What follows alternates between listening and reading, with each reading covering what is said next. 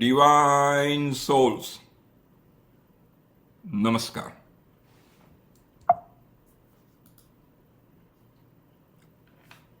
तुलसीदास जी अपने रामचरितमानस में सीता जी को प्रणाम करते हैं और कहते हैं,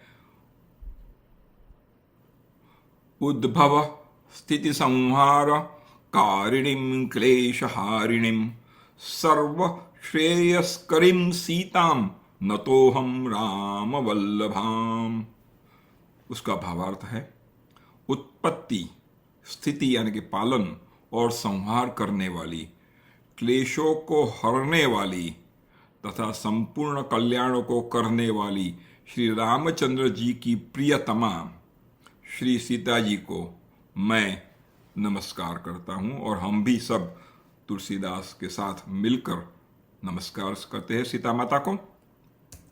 तो श्रीमद् वाल्मीकि रामायण में बालकांड में चौथे सर्ग के 7वें श्लोक में वाल्मीकि जी लिखते हैं, काव्यम रामायणम कृष्णम सीतायाः चरितम महत्। ये श्लोक बहुत प्रख्यात है, बहुत संतों और साधुओं को ये बहुत पसंद है और इसका सरल अर्थ है, the entire epic poetry of Ramayan. काव्यम रामायणम कृष्णम, कृष्णम मीन्स एंटायर, होल रामायण काव्य, the entire epic poetry of Ramayan क्या है? सीतायाः चरितम महत्, सीता जी का महत् चरित्र is the story and deeds of the great and sublime goddess Sita. ऐसा वाल्मीकि जी का भी मन कहता है और मंतव्य है। तो ऐसे सीता जी को हम वंदन करेंगे और हमारा स्वाध्याय आगे बढ़ाएंगे। सिया राममय सब जग जानी, करहूं प्रणाम जोरी जुग पानी। आप सबको नमस्कार, जय Shri Sitaram. Today is Friday, May 22nd, 2026। अधिक ज्येष्ठ मास शुक्ल पक्ष और षष्ठी और सप्तमी तिथि दोनों आज ही है। भगवत कृपा से, सदगुरु कृपा से, श्री सीताराम जी की कृपा से, परम पूज्य भाई श्री की कृपा से, परम पूज्य राघवाचार्य जी की कृपा से और अनेक संतों की कृपा से हमारा ये श्रीमद् वाल्मीकि रामायण का चौथा स्वाध्याय है। आज हम रामायण महात्म्य के चौथे अध्याय के पहले श्लोक से शुरू करेंगे। जिनके पास यह ग्रंथ उपलब्ध है वो वॉल्यूम 1 पेज 44।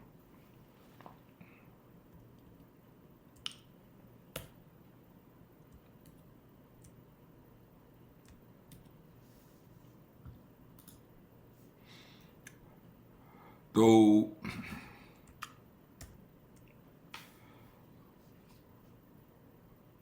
अगले अध्याय में, अगले सत्संग में हमने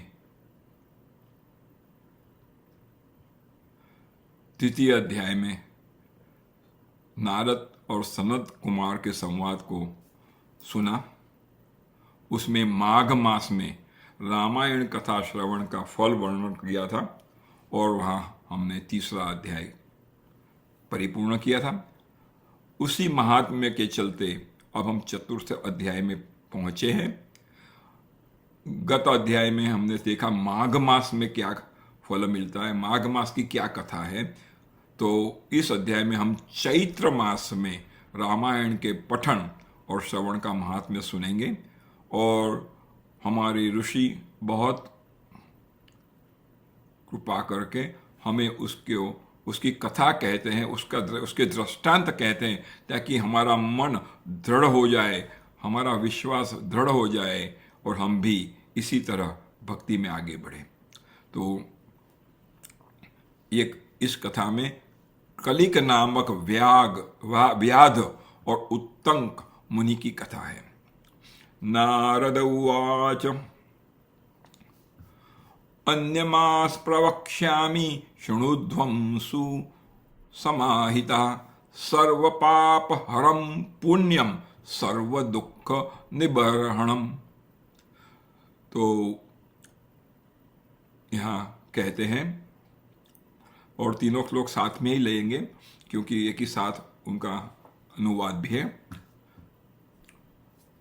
ब्राह्मण क्षत्रिय वैश्याम शूद्राणाम चैव योषिताम समस्त काम फलदम सर्वव्रत फलप्रदम दुस्वप्न नाशनम धन्यम भुक्ति मुक्ति फलप्रदम रामायणस्य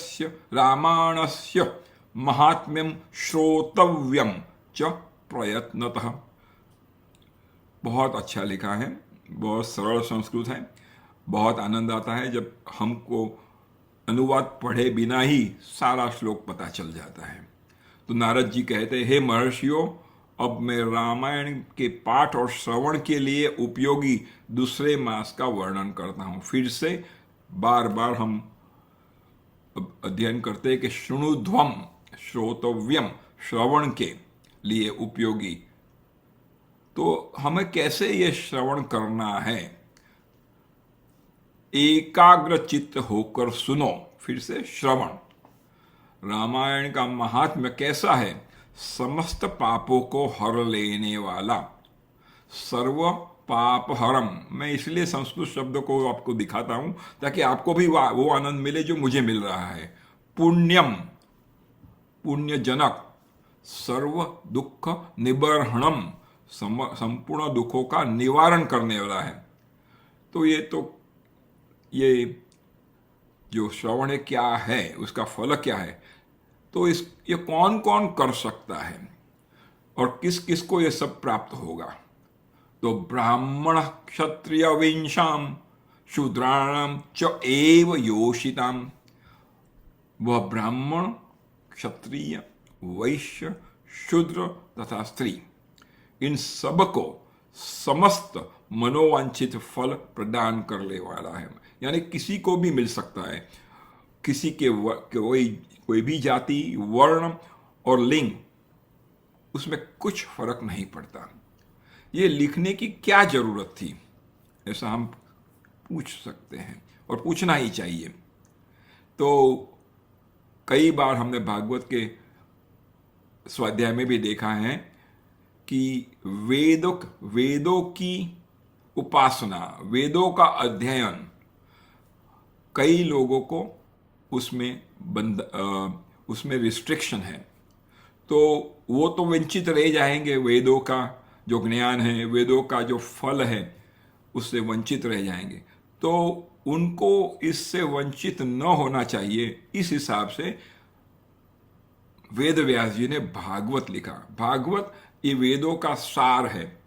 तो और भागवत के लिए कोई रिस्ट्रिक्शन नहीं, कोई भी किसी भी उम्र हो, किसी भी जाति हो, किसी भी वर्ण हो, किसी भी धर्म में हो, वो गृहस्थाश्रम में हो या संन्यासाश्रम में हो, कोई भी पढ़ सकता है और उसको वही फल मिलेगा जो ब्राह्मण वेदोक्त होकर वेदों की उपासना करते हैं, वेदों को जानते हैं। सो फल में कोई अंतर नहीं है, लेकिन कौन कर सकता है उसमें अंतर है। हमने इसकी चर्चा बहुत डिटेल में भागवत स्वाध्याय में की थी, तो यहां मैं फिर से नहीं करूंगा। सो सबको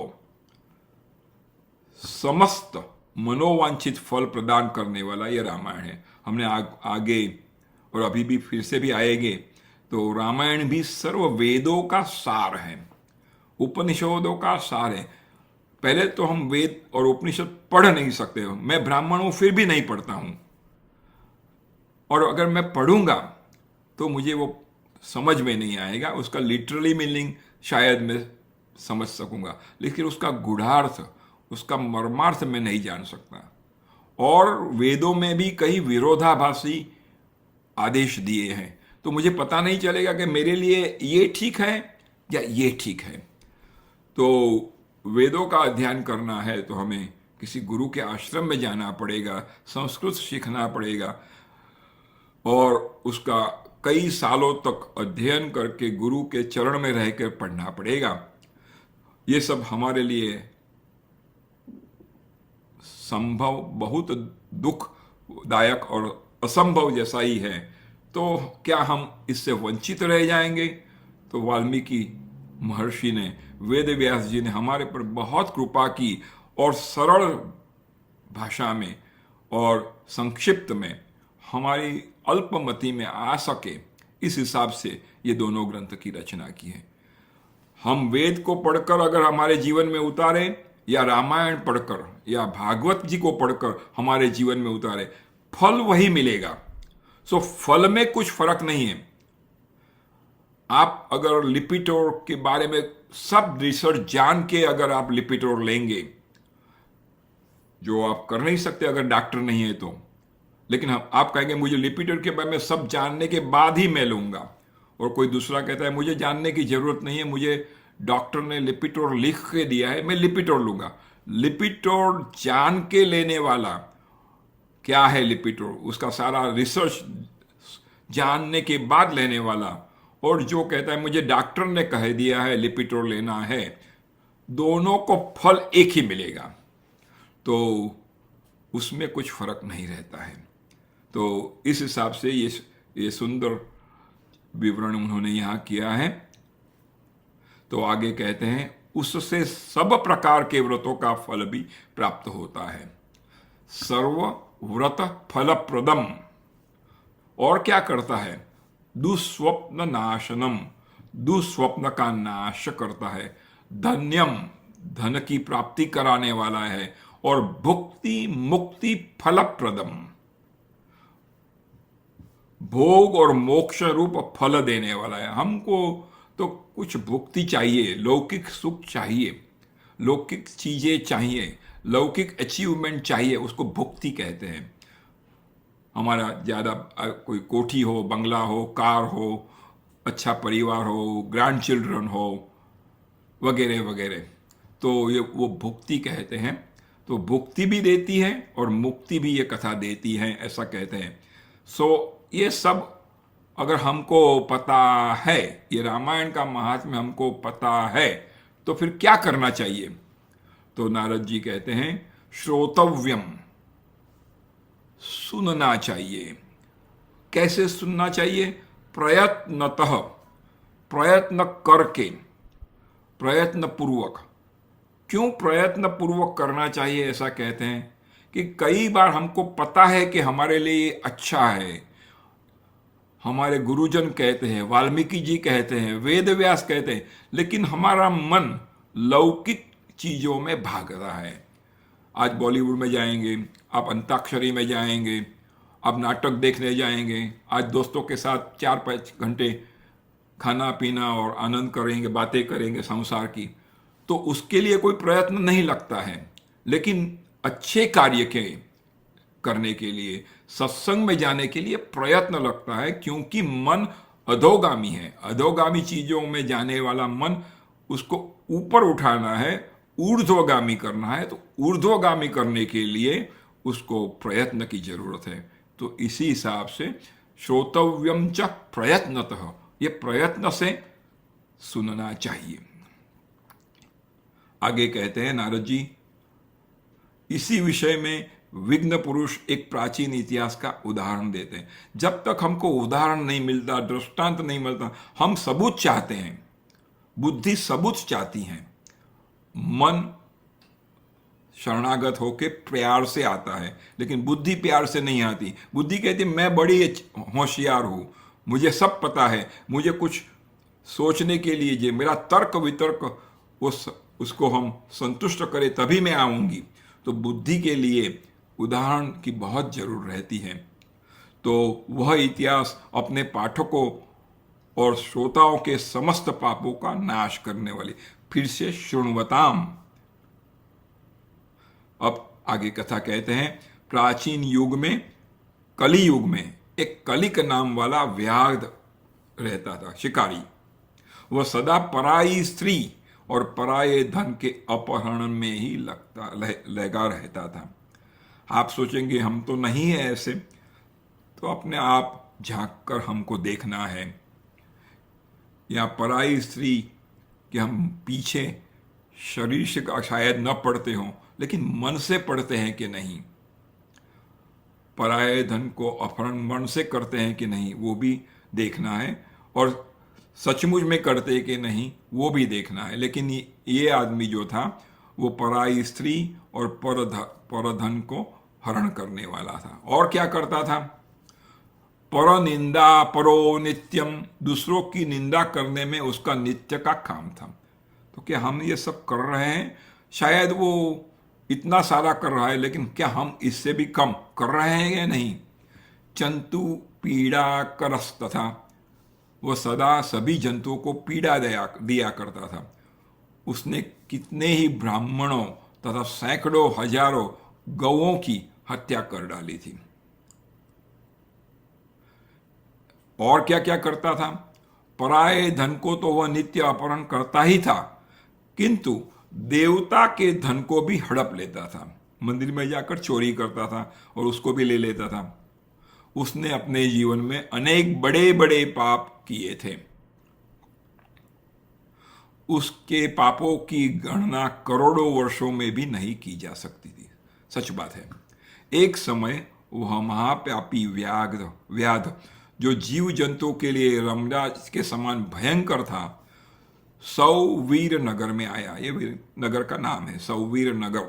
वह नगर सब प्रकार के वैभव से संपन्न, वस्त्राभूषणों से विभूषित, युवतियों द्वारा सुशोभित, स्वच्छ जल वाले सरोवर से अलंकृत तथा भांति भांति की दुकानों से सुसज्जित था। देवनगर के समान उसकी शोभा हो रही थी। तो व्याध उस नगर में आया। सो उसको तो ये सब करने में अच्छा लगता था, वैभव को लूटना, युवतियों को अपहरण करना, लोगों को दुख देना, दुकानों में जाकर लूटना वगैरह वगैरह। तो आओ, उस सौवीर नगर के उपवन में भगवान केशव का बड़ा सुंदर मंदिर था।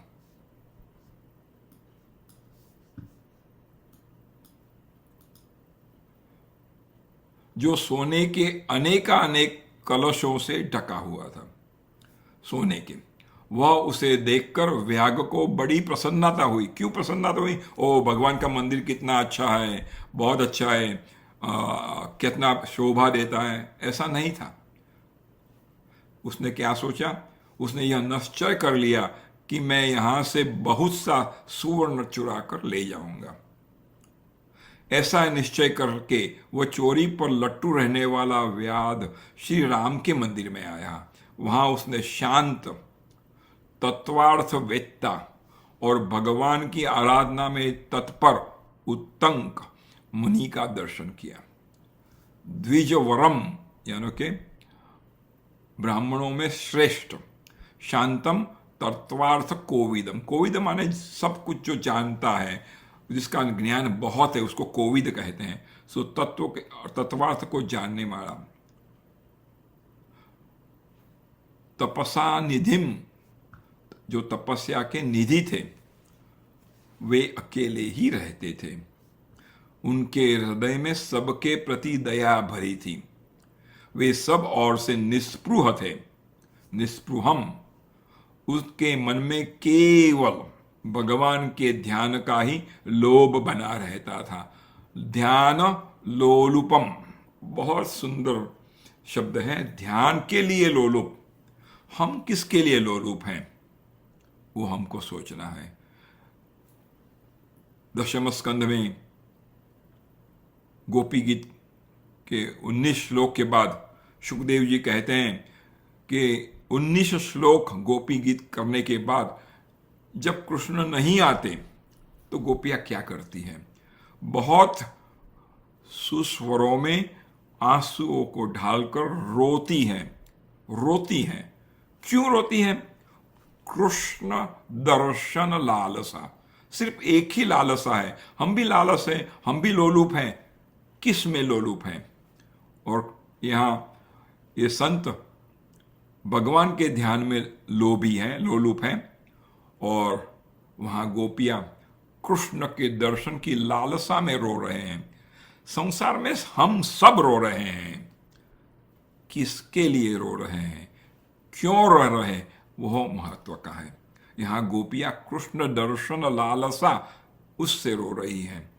तो क्या हम कभी भगवान के दर्शन की लालसा में अश्रु ढालते हैं, अश्रु को भगवान के चरणों में समर्पित करते हैं? वो हमें सोचना है।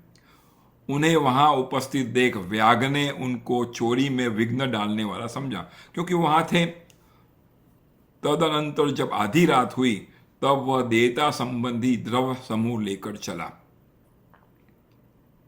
और उसने क्या किया, उसने उस मदोन्मत्त, हम भी सब मद में उन्मत्त हैं, व्याग ने उत्तंक मुनि की छाती को अपने एक पैर से दबाकर हाथ से उनका गला पकड़ लिया और तलवार उठाकर उन्हें मार डालने का उपक्रम किया। उत्तंग ने देखा व्याध मुझे मार डालना चाहता है, तो उससे इस प्रकार वे बोले। खूब अद्भुत चिंतन उनका है। आइए। उत्तंक उवाच भो भो साधो वृथां मां त्वं हनिष्यसि निरागसम। उत्तंक ने कहा, ओ भले मनुष्य,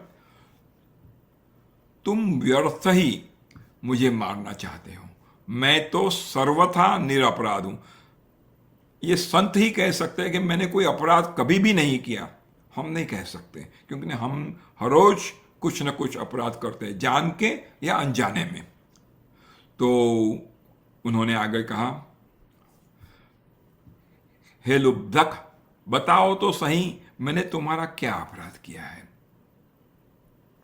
संसार में लोग अपराधी की ही प्रयत्न पूर्वक हिंसा करते हैं, और उसको फिर सौम्य क्या कहा है। सौम्य सज्जन निरापराध की व्यर्थ हिंसा नहीं करते। तुम अगर सौम्य हो तो सौम्य लोग सज्जन निरापराध की व्यर्थ हिंसा नहीं करते हैं।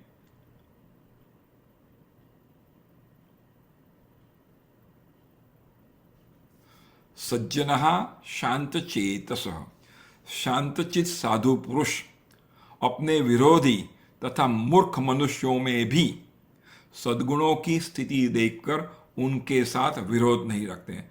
मैंने तो कुछ किया भी नहीं, तुम्हारा अपराध भी नहीं किया, लेकिन अगर कोई शांतचित साधु हो तो वो अपने विरोधी तथा मूर्ख मनुष्यों में भी सद्गुणों की स्थिति देखकर उनके साथ विरोध नहीं, क्योंकि कोई 100% अपराधी और दोषों से युक्त नहीं है, और कोई 100% गुणों से युक्त नहीं। सब में थोड़े अवगुण और गुण रहते हैं।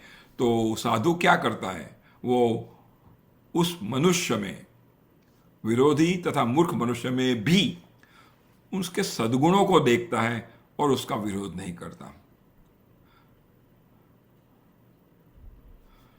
फिर आगे कहते हैं, जो मनुष्य बारंबार दूसरों की गाली सुनकर भी क्षमाशील बना रहता है वह उत्तम कहलाता है। उसे भगवान विष्णु का अत्यंत प्रियजन बताया गया है।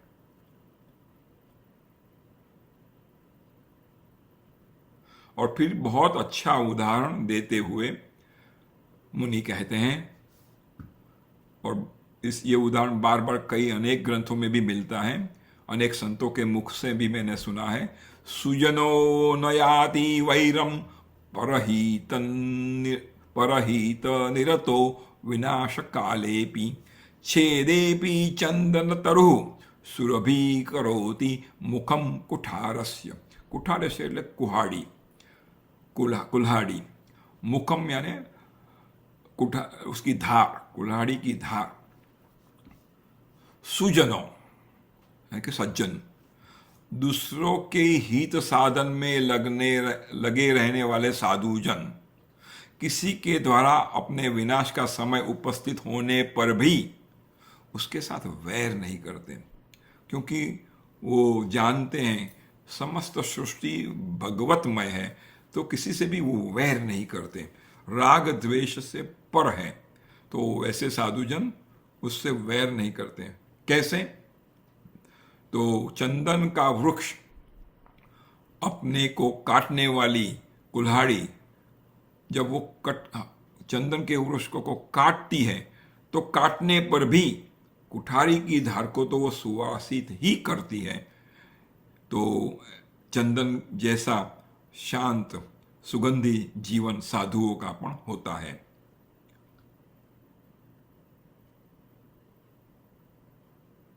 और आगे कहते हैं, अहो विधाता बड़ा बलवान है, वह लोगों को नाना प्रकार से कष्ट देता रहता है। हम सब जानते हैं कि हमारी डेस्टिनी के मुताबिक हमें दुख और सुख भी मिलते हैं।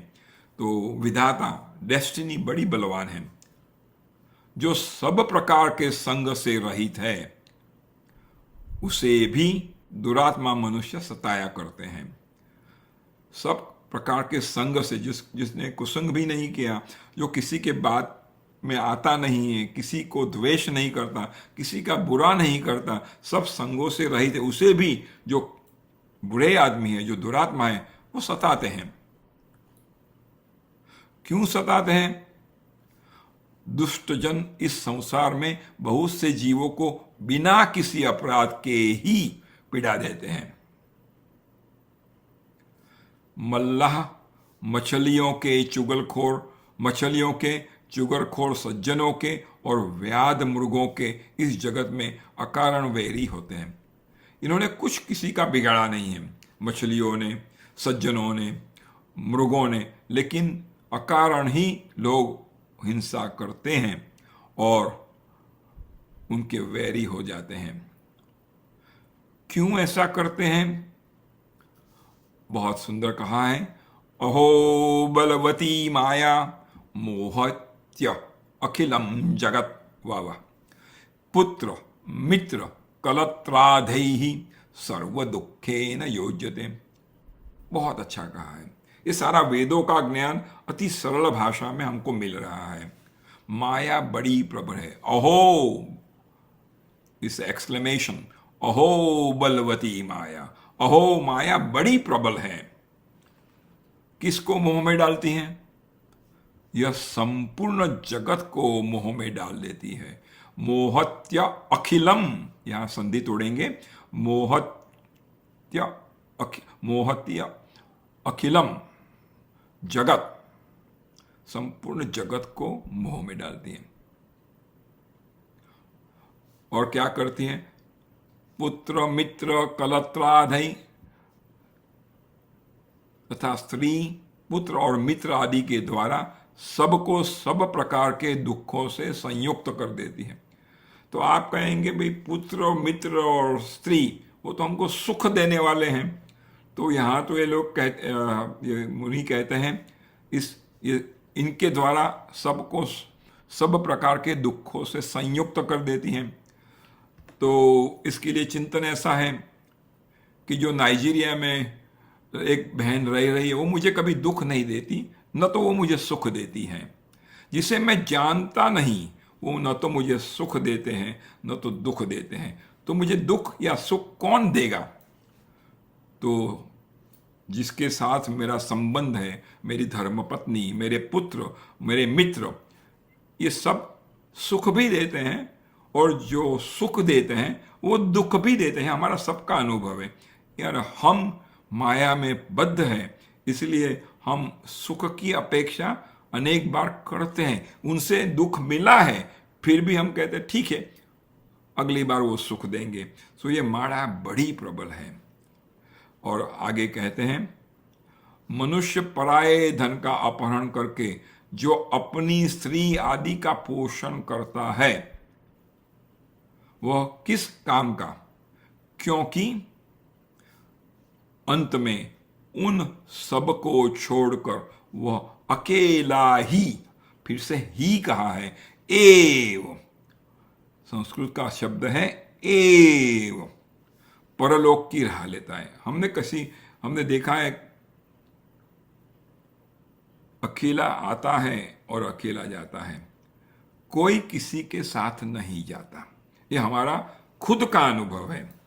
हम हर रोज देखते हैं तो पत्नी हो, पुत्र हो, मित्र हो, जिसके लिए हम पाप करते हैं, जिसको खुश करने के लिए हम अपराध करते हैं, वो हमारे साथ तो नहीं आते। तो अंत में हम सब उनको छोड़कर अकेले ही परलोक की राह लेते हैं। एक एव प्रयाति, वही એટલે हम अकेले ही जाते हैं। फिर भी हम क्या कहते हैं, ये माया है।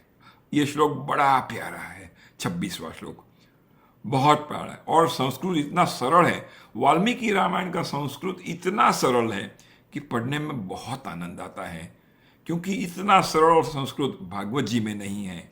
भागवत जी में तो संस्कृत विद्वानों की भी परीक्षा होती है, ऐसा कहा है। तो आइए, ये बड़ा अद्भुत, मर्मज्ञ और बहुत सरल भाषा में, मम माता, मम यानी मेरी, मम पिता मेरे पिता, मम भार्या यानी कि मेरी धर्मपत्नी, मम आत्मजाहा मेरे पुत्र, आत्मज आत्मा से जनने वाले, आत्मा से जायते, जो आत्मा से उत्पन्न होते, मेरे आत्मा से मेरे पुत्र पुत्री उत्पन्न हुए, सो वो मेरे आत्मज हैं। तो मम भार्या, मम आत्मजा, फिर क्या, ममेदमिति, अब ये सब मेरा है, घर बार, मेरी कार, मेरा बंगला, मेरा फर्नीचर, मेरा कंप्यूटर, मेरे कपड़े लत्ते, सब मेरा घर बार। जंतुनाम ममते बाधते वृथा, जंतुनाम मीन्स जीव को, सिर्फ हमको नहीं बांधते, सब जीव को बांधते हैं। ममता बाधते वृथा।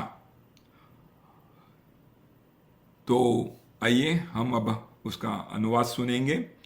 मेरी माता, मेरे पिता, मेरी पत्नी, मेरे पुत्र तथा मेरा यह घर बार, हम भी यही कहते हैं। इस प्रकार ममता व्यर्थ ही, फिर से ही कहा है, प्राणियों को कष्ट देती रहती। अगर हम जिसको हमारा समझेंगे तो वही हमको कष्ट देंगे, ऐसा मैंने अगले भी आपको समझाया। फिर भी हम मोह के कारण उनमें बद्ध रहते हैं। तो आगे कहता है ये शास्त्रम, और भज गोविंदम स्तोत्र, जो आदि शंकराचार्य ने लिखा है, यही भाव उसमें भी आता है। यावद, इसी शब्द से वो श्लोक है, लेकिन हम वहां नहीं जाएंगे, समय की मर्यादा है। यावद पर्यति द्रव्यम तावद भवति बांधव, यावद मीन्स जब तक, और तावद मीन्स तब तक। अर्जितम तु धनम सर्वे भूजन्ते बांधवा सदा, दुख मेक तमो मूढ़ तत्पाप फलमश्रुते। मनुष्य जब तक कमाकर धन देता है तभी तक लोग उसके भाई बंधु बने रहते हैं, और उसके कमाए हुए धन को सारे बंधु बांधव सदा भोगते रहते हैं। यहां तो भोगते रहते हैं, आदि शंकराचार्य कहते हैं लूटते रहते हैं। किंतु फिर भी मोहबद्ध मूर्ख मनुष्य अपने किए हुए पाप का फल रूप दुख को अकेला ही भोगता है। उसे पता है, फिर भी वो पाप करता है। उत्तंक मुनि जब इस प्रकार कह रहे थे, तब उनकी बातों पर विचार करके कलिक नामक व्याध भय से व्याकुल हो रहा। अब उसको पता चला मैं क्या कर रहा हूं। यह सत्संग का महिमा है। चोरी करने वाले को भी पता है कि मैं गलत कर रहा हूं, खून करने वाले को भी पता है ये गलत कर रहा हूं, झूठ बोलने वाले को भी पता है मैं गलत कर रहा हूं, लेकिन फिर भी करता है, क्योंकि मोह में, माया में बद्ध है। लेकिन जब हम संत के पास आएंगे, शास्त्रों के पास आएंगे, कथा में आएंगे, सत्संग में किसी संत को सुनेंगे, तो हमारा वो मोह धीरे धीरे नष्ट होता है।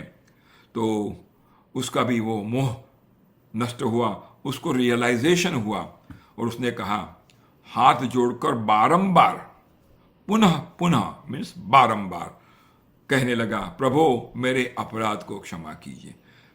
ये उन्नति का पहला चरण है। पहला तो हम हमारे अपराधों को समझें और उसको इसका इकरार करें कि मैं पापी हूं, तभी आप क्षमा को मांगने के लिए जाएंगे। अगर आप अपनी गलती कबूल नहीं करेंगे तो क्षमा मांगने की कोई प्रस्तुति होती नहीं है। उसने हाथ जोड़कर यानी कि शरणागत हुआ, बारंबार कहने लगा, प्रभु मेरे अपराध को क्षमा कीजिए। और आगे जो कहते हैं वो बहुत अच्छा है, उन महात्मा के संग के प्रभाव से। ये बात उसको तो पता भी थी, उसको भी उसने कई लोगों को मरते हुए देखा था, तो कोई नई चीज तो कही नहीं थी उन्होंने। उन महात्मा के संग के प्रभाव से तथा भगवान का सानिध्य, क्योंकि वो मंदिर में था, आश्रम में था, मिल जाने से उपलुब्धक के सारे पाप नष्ट हो गए। सत्संग और भगवान के चरण में जाने से सारे पाप नष्ट हो जाते हैं। तो आप कहेंगे इतने सारे पाप हम आके देख के आए हैं, तो एक साथ कैसे नष्ट हो गए? ये तो हमारा बुद्धि है, हमारी बुद्धि कहे कि हमको मूर्ख मत बनाओ। हमारी बुद्धि में ये उतरता नहीं है, नहीं उतरेगा, क्योंकि बुद्धि का कार्य ही है तर्क और वितर्क करना, और उसमें कुछ बुराई भी नहीं की, लेकिन तर्क वितर्क करते करते हमेशा हम आगे बढ़ नहीं सकते। उसको कहते हैं एनालिसिस पैरालिसिस। फिर से उसे अंग्रेजी में कहते हैं एनालिसिस पैरालिसिस। हम हर चीज को मापना चाहते हैं, नापना चाहते हैं, उसका एनालिसिस करना, क्योंकि हम बुद्धि प्रधान हैं। और इसमें हम it is said analysis paralysis. तो जब हम सत्संग में जाएंगे भगवान, तो हम हृदय से सोचेंगे, हृदय से आएंगे। तो संत लोग कहते हैं, रात्रि के सुबह में जब अंधेरा होता है, सारा जग अंधेरे में सोता है, लेकिन सुबह में सूर्य की प्रथम किरण जब आती है तो 8 घंटे का अंधेरा या 12 घंटे का अंधेरा, जो भी रात का समय हो, वो अंधेरा तुरंत ही, इंस्टेंटेनियसली, इमीडिएटली सारे विश्व का अंधेरा, जहां जहां भी सूर्य की किरण प्रथम जाती है, खत्म हो जाता है। ऐसा दृष्टांत हमको संत लोग देते हैं। या तो अपने आप सोच लीजिए, रात को 12 बजे आप उठे हैं पानी पीने के लिए, अंधेरा, घोर अंधेरा है, तो उस समय आप इलेक्ट्रिक की स्विच ऑन करते हैं, तुरंत ही, इंस्टेंटेनियसली, कितना भी घनेरा अंधेरा हो, 4 घंटे से अंधेरा है, लेकिन लाइट करने के तुरंत ही अंधेरा जा रहता है। इसी प्रकार संग के प्रभाव से और भगवान के सानिध्य से इंस्टेंटेनियसली सब पाप नष्ट हो जाएंगे। तो आप कहेंगे, अगर हम तो अभी सत्संग में हैं तो हमारे सब पाप नष्ट हो गए, तो अभी हम कुछ करना नहीं है। ये भी बुद्धि का तर्क है। हमारे पाप तो नष्ट हो गए आज, लेकिन उसके बाद हम क्या करेंगे? हम और भी पाप करते रहते हैं, क्योंकि हम मोह में बद्ध हैं। तो एक सूत्र है, आमदनी अट्ठन्नी खर्चा रुपया। आमदनी अट्ठन्नी खर्चा रुपया, तो नतीजा ठन ठन गोपाल। हम 1 घंटे 2 घंटे स्वाध्याय करेंगे, बाकी के 22 घंटे हम क्या कर रहे हैं? स्वाध्याय में तो हमारे पाप नष्ट हो गए, हम फिर से पाप को इकट्ठा कर रहे हैं। तो हमको ये भी करना है और पाप नहीं करना है। आप ऐसा नहीं कह सकते हर रोज हम सत्संग आधे घंटे करेंगे, सब पाप नष्ट होंगे, बाकी के 23 घंटे हम पाप करेंगे। उसका ये उद्देश्य ये नहीं है। आइए, तो उसके सब पाप नष्ट, जब पाप नष्ट हो जाते हैं किसी संत के पास जाकर, तो क्या होता है? पश्चाताप होता है, क्योंकि हम अपने आत्म का दोष का चिंतन करते हैं, आत्म विश्लेषण करते हैं, तब हमको पता लगता है कि मैं कितना बुरा हूं। मौसम कौन कुटिल खलकामी, ये सूरदास कह रहे हैं। सूरदास ऐसे नहीं है, वो हमारे लिए कह रहे हैं।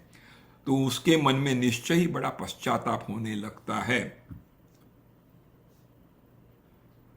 फिर उसने कहा, हे विप्रवर, मैंने जीवन में बहुत से बड़े पाप, एक्नॉलेजमेंट ऑफ पाप इज वेरी इंपॉर्टेंट। जब तक हम एक्नॉलेजमेंट नहीं करते तब तक उसका उसका उसके लिए पश्चाताप नहीं होगा, उसका पाप का नाश होना नहीं हुए।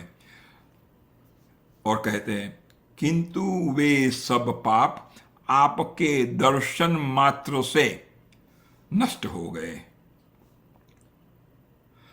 प्रभो, मेरी बुद्धि सदा पाप में ही डूबी रहती थी। मैंने निरंतर बड़े बड़े पापों का ही आचरण किया है। अरे again acknowledgement, this is what we need to do. Acknowledge my sins, acknowledge my limitations, acknowledge my bad behaviour, और उसका प्रायश्चित करें और फिर से वो न करें। ये 3 स्टेप बहुत अगत्य के हैं। तो उसने कहा, मेरी बुद्धि, यहां मन नहीं लिखा, बुद्धि सदा पाप में ही डूबी रहती थी। मैं निरंतर बड़े बड़े पापों का ही, मैंने निरंतर बड़े बड़े पापों का ही आचरण किया है। उससे मेरा उद्धार किस प्रकार। सो अब उसने माफी मांग ली, उसका एक्नॉलेजमेंट हुआ, और अब उसको सोच आती है कि मैं तो इतना गिरा हूं, तो क्या मेरे लिए भी कोई उद्धार का उपाय है? क्या मेरा भी उद्धार हो सकता है? और अगर उद्धार करना है मुझे, तो किसके पास जाएं? किसकी शरण में मैं जाऊं? ये बड़ी अच्छी सोच है उसकी। और फिर ये संत का सत्संग करने से उसको भी ज्ञान हुआ कि मेरे इस जन्म में मैं क्यों पाप कर रहा था, मुझे क्यों दुख मिल रहे थे। पूर्व जन्मार्जित ही, पूर्व जन्म में अर्जित, अर्जित माने कमाना हुआ, हमने कमाया है। कई अनंत जन्मों में हमने अनंत पाप किए हैं, अर्जित किए हैं, कमाए हैं हम। तो उन पूर्व जन्म में अर्जित किए हुए यानी कि कमाए हुए पापों के फल से मुझे व्याध होना पड़ा है। यहां भी मैंने पापों के ही जाल बटोरे हैं। हम भी यही कर रहे हैं, अनेक जन्मों में हमने अनेक पाप किए, और हम अभी भी हम पाप कर रहे हैं। तो मैं ये पाप करके मैं किस गति को प्राप्त होऊंगा? हमको भी सोचना है कि अगर हम यही कर रहे हैं तो हमारी गति क्या होगी, हमारा अगला जन्म कैसा होगा, हमको मुक्ति कैसे मिलेगी, हमको भगवत प्राप्ति कैसे होगी। तो आइए आगे चलते हैं। महामना, इस बार उसको लुब्धक नहीं कहा, महामना कहा, क्योंकि अब उसको मन पवित्र हो गया है। महामना कलिक की यह बात सुनकर ब्रह्मर्षि उत्तंग इस प्रकार बोले। और ये ऋषि के छाती पर पैर रख के उसको तलवार से मारने वाला था, फिर भी राग द्वेष से पर ऐसे साधु ऐसा ही बोलते हैं। तो उसने कहा, साधु साधु महाप्राज्ञ मतिस्ते विमलोज्ज्वला यस्मात् संसार दुखानां नाशोपाय मभिप्स्यसि। उत्तंग ने कहा, महामते व्याध, महाप्राज्ञ, महामति, साधु साधु, तुम धन्य हो, तुम धन्य हो। क्यों धन्य है? अभी तक तो उसने कितने पाप किए हैं कि अगर उसके वर्णन करें चाहे तो कोटि सालों के बाद भी हम उसके पाप का वर्णन खत्म नहीं कर सके, ऐसा पापी। और उसको इसने कहा, तुम धन्य हो। क्यों धन्य हो? जिस दिन हम में ये माया का बंधन तोड़ने का निश्चय करना आता है और हम उसके लिए आगे बढ़ते हैं, तो उसी घड़ी को धन्य कहते हैं। तो उसने कहा, हे महामते, उस वक्त आपकी मति भी महामति हो जाती है, तुम धन्य हो, तुम धन्य हो। उन्होंने साधुवाद दिया उसको और कहा, अब तुम्हारी मति बड़ी निर्मल और उज्जवल है। मति स्ते विमल ज्वला, विमल और उज्जवल है। क्यों? क्योंकि संसार दुखानाम नाशोपायम अभिप्स्यसि, नाश उपायम, संसार दुख के नाश के उपाय के बारे में आप जानना चाहते हैं, आप सोचते हैं और उसके लिए मेरे पास राय मांगते हैं। तो क्योंकि तुम्हारी संसार संबंधी दुखों के नाश के उपाय जानना चाहती है ऐसी बुद्धि। और फिर क्या कहते हैं, इसके लिए चैत्र मास के शुक्ल पक्ष में तुम्हें भक्ति भाव से आदर पूर्वक रामायण की नवाह कथा सुननी चाहिए। श्रोतव्या, कैसे सुननी चाहिए? भक्ति भावेन, भक्ति भाव से। सादरम, स आदर, दैट मीन्स आदर पूर्वक, नवान्न, राइट, 9 दिन की कथा सुननी चाहिए। फिर से श्रोतव्या, और फिर क्या कहते हैं, यस्य, जिसके श्रवण मात्र से ही, यस्य श्रवण मात्रेण सर्व पापैहि प्रमुच्यते, उसके श्रवण मात्र से मनुष्य समस्त पापों से छुटकारा पा जाता है। ये ऋषि की वाणी है। उस समय कलिक व्याध के सारे पाप नष्ट हो गए। वह रामायण की कथा सुनकर तत्काल मृत्यु को प्राप्त हो गया। उत्तंगमतित व्याध को धरती पर पड़ा हुआ देख दयालु उत्तंग मुनि बड़े विस्मित हुए, जैसे हम भी विस्मित हुए। फिर उन्होंने भगवान कमलापति का स्तवन किया। तो उसका मृत्यु होकर वो कहां गया, जो हम सब जानना चाहते हैं। कथाम रामायणस्यापि श्रुत्वा च वितकल्मषः दिव्यं विमान आरुह्य मुनिमेत दथा ब्रवीत।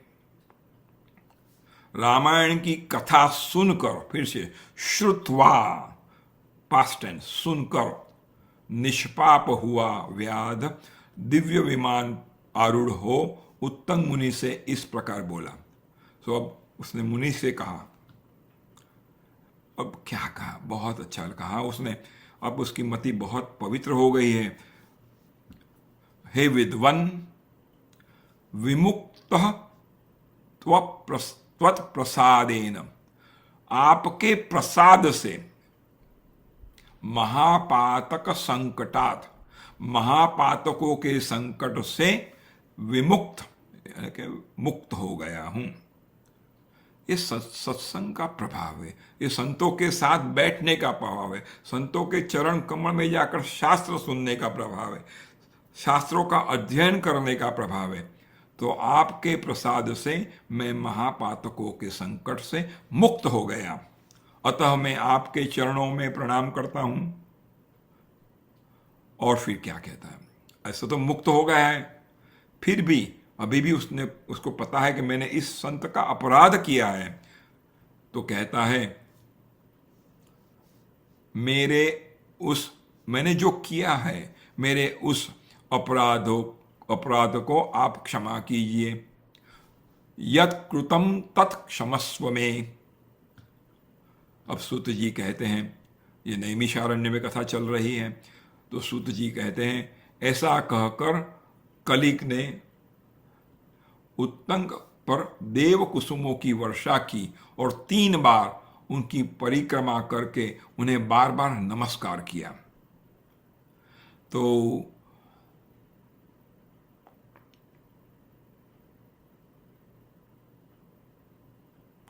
अब वो कहाँ जाता है वो हम आगे देखेंगे।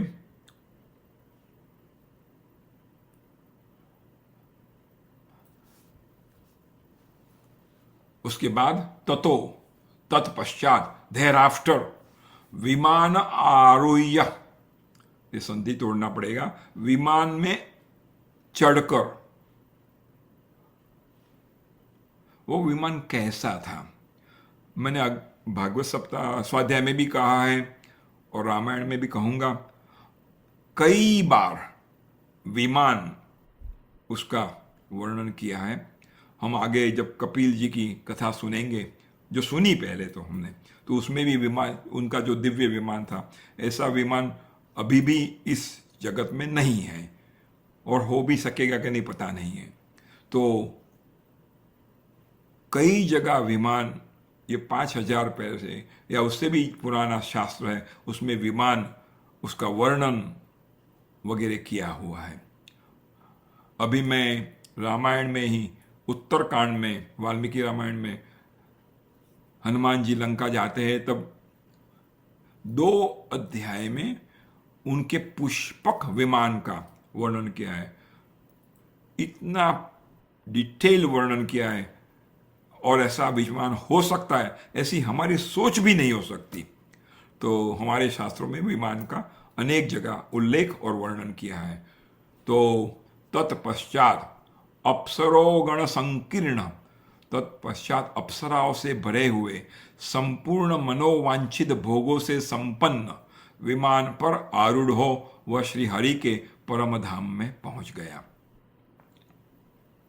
और फिर कंक्लूजन में अब कहते हैं सूत जी, अतः therefore now that I told you this कथा, now I gave you the उदाहरण और दृष्टांत, तो हमको इससे क्या सीखना है? अतः हे विप्रवरों, अतः हे स्वाध्यायों, आप सब लोग रामायण की कथा सुने।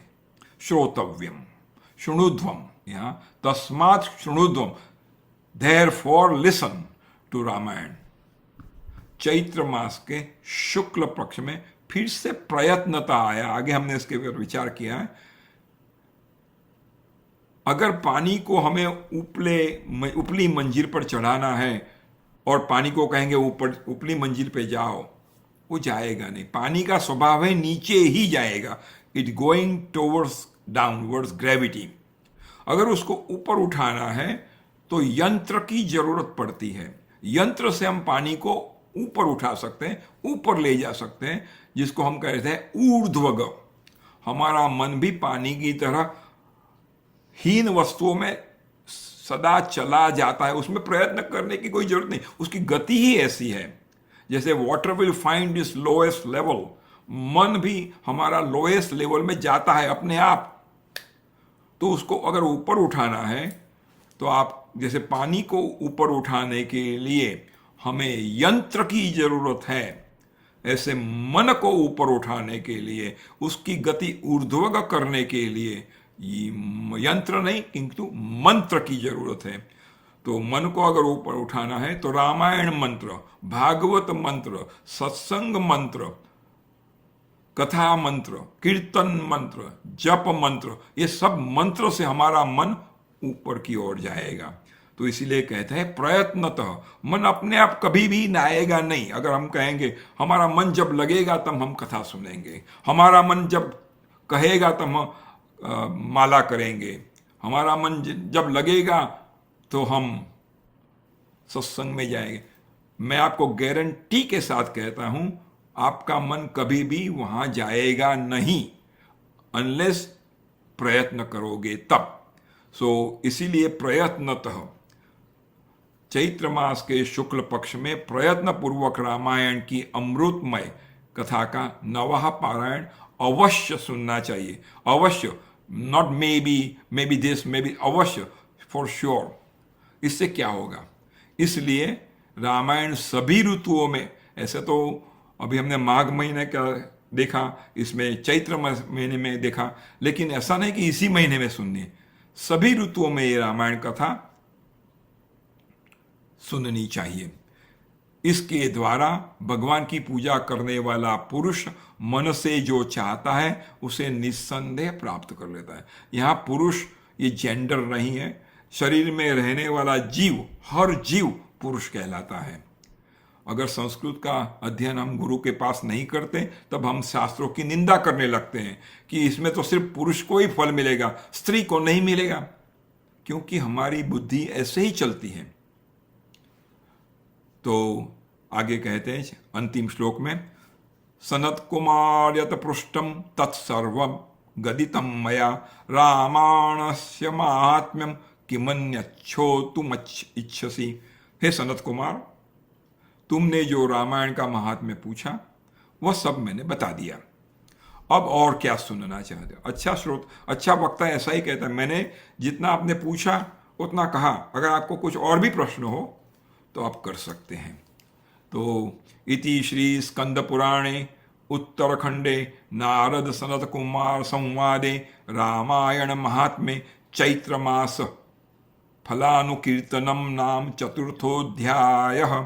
इस प्रकार श्री स्कंद पुराण के उत्तरखंड में नारद सनत कुमार संवाद के अंतर्गत रामायण महात्म्य के इस प्रसंग में चैत्र मास में रामायण सुनने का और रामायण सुनने के फल का वर्णन नामक चौथा अध्याय यहाँ परिपूर्ण होता है। श्री कृष्णार्पणमस्तु। जय जय श्री सीताराम। जय जय श्री सीताराम। जय जय श्री सीताराम।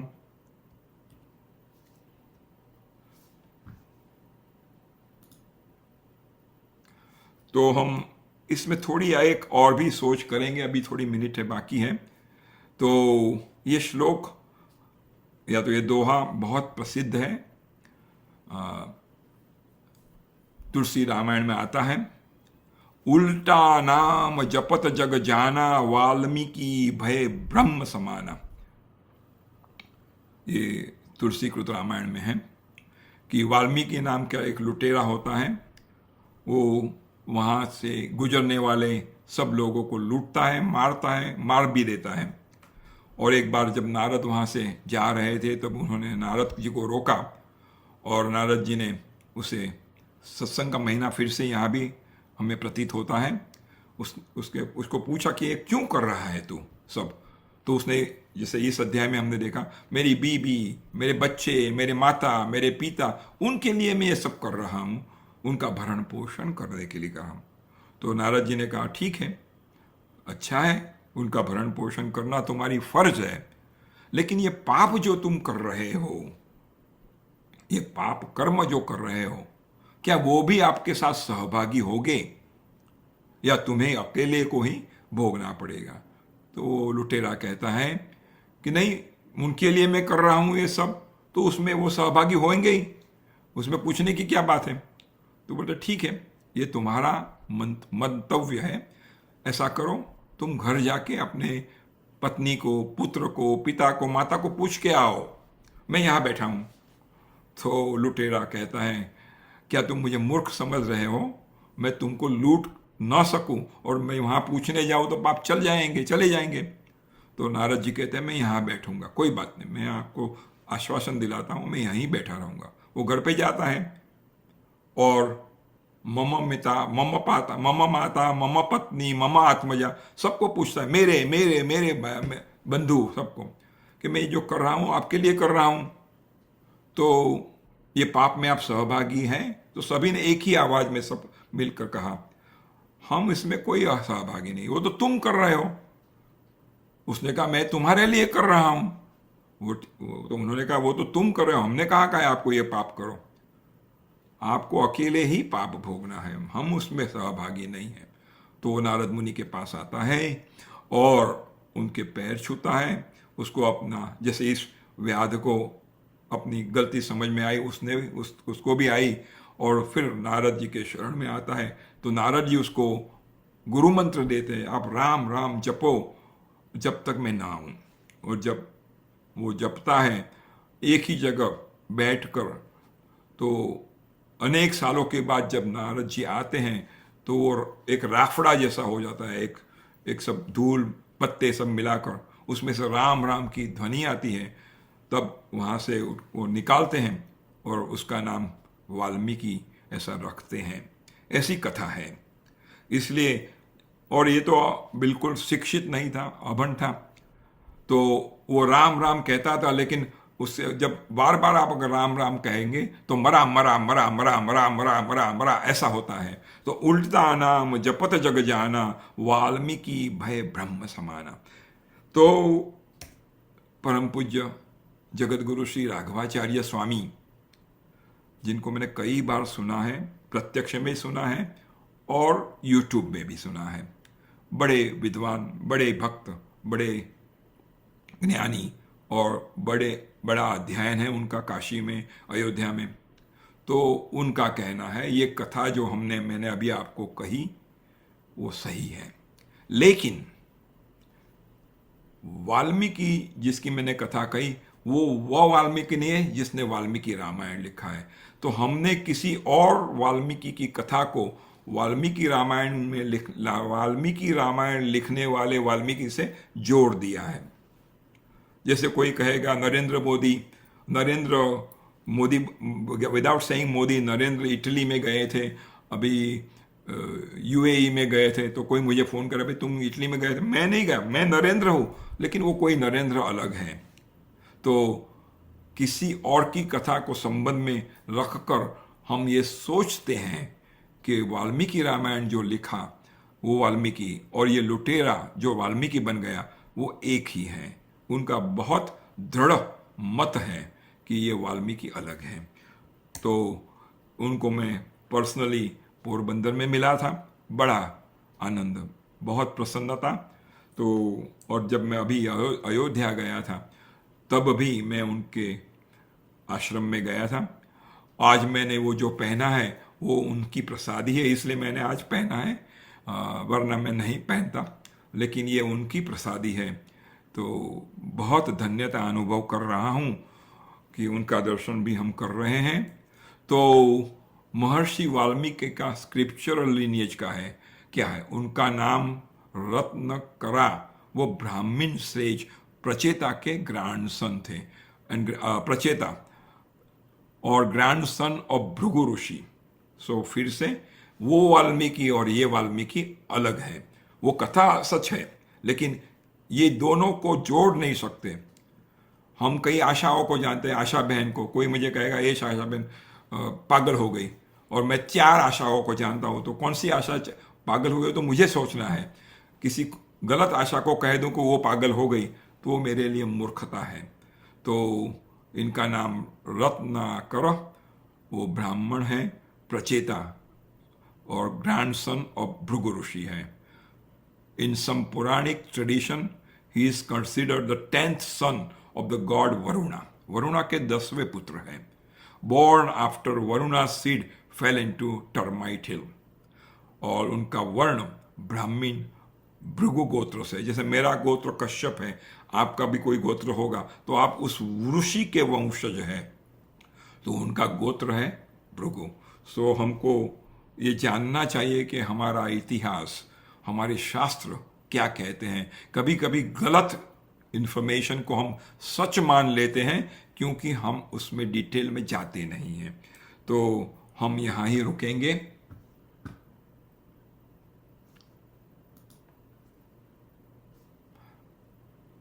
जय श्री कृष्ण।